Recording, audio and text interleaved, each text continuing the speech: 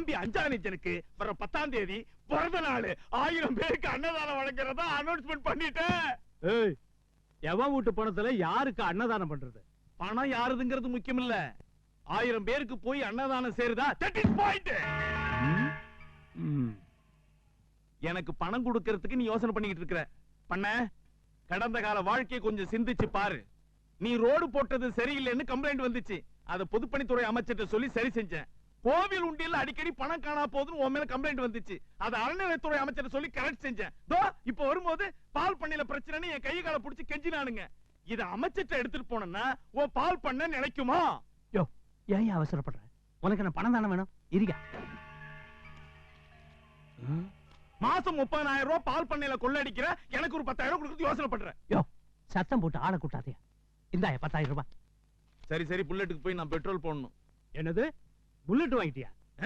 இந்த செங்கோட பிச்சாண்டி இருக்கானுங்கல்ல, அவனுங்க பசங்களுக்கு வேலை வாங்கி தர சொல்லி ஆளுக்கு 50,000 ரூபாய் கொடுத்தானுங்க. சரி, எதுக்கு வர்றது வேண்டாம்னு சொல்லுவேன்னு அதுல ஒரு புல்லட் வாங்கி போட்டேன்.